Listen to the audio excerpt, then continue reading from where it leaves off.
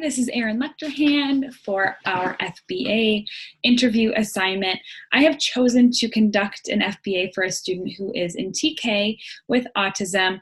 The target behavior is a lack of attention, inattention, a lot of looking around, a lot of distraction for him in the virtual sessions that I observe him in. He is in a new setting this school year. And so that inattention piece is a huge component that we're really looking at. However, in his previous setting, they were also concerned about noncompliance and aggression. Based on my observations and the interviews that I've conducted, it seems as though those problem behaviors have drastically reduced. In his previous setting, he was in the homeschool environment, and he really struggled with his mom being his primary teacher. There was a challenge for him to differentiate mom and teacher. And so now he is in a vendor school with a lot more support, and I do work with him virtually in that setting. And so his teachers there will get him set up to work with me in the virtual setting, and sometimes they'll be there for support and sometimes they won't. But I have not observed the noncompliance, and I have not really observed the aggression.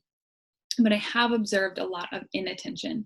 So we did interview his parent, and we talked quite a bit about where that inattention piece really falls, because he's had some really great classes and some classes where he's really struggled with attention. And so, when he struggles with that inattention piece and he's looking around and he's distracted by noise in the hallway and here and there, he doesn't engage with me virtually, and that can make it really challenging to work towards his goals.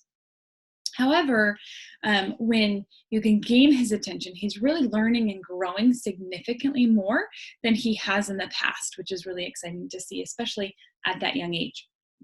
So when I interviewed his parent, she did mention she sees a lot of these areas of growth as well in him, and that his attention seems to be significantly enhanced when it's a preferred activity. If it's something he's interested in doing and he wants to do, he's going to focus his attention. But if it's a non-preferred activity or abstract for him, he doesn't engage in it. There's a strong lack of attention for activities that he has no interest in. And then in addition, I did interview the BCBA that provides consult for him.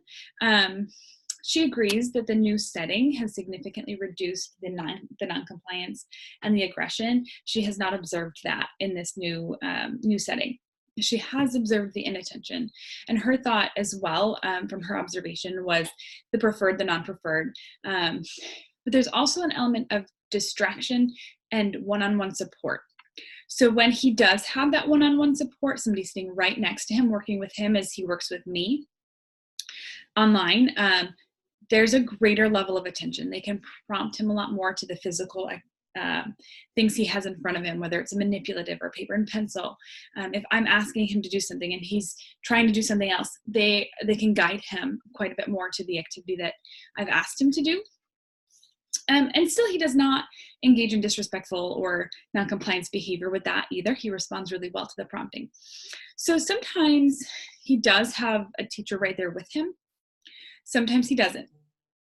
And so the times that he doesn't, it's a lot more difficult to get that attention from him. So he benefits from having that one-on-one support right there for the prompting, and being so young and in the virtual setting can be a little abstract anyway. So having somebody with him is really helpful. He also is in a small room in a school. So when he's in session, if there's something going on in the hallway or noises he hears in the background, that can be an element of distraction for him. And once he's distracted, it's extra challenging to pull him back and to get him to focus. So our goal right now is to get him to engage with him in activities that he does enjoy and prefer, that will also further his academic goals, while reducing the distraction behind him and providing that one-on-one support as much as we can in that setting for him. So that is my observation so far, my interview with his parent, and the BCBA consult that observes him. But I look forward to actually conducting the FBA to get more of a find out a little more specifically that function behind the behavior and how we can better support.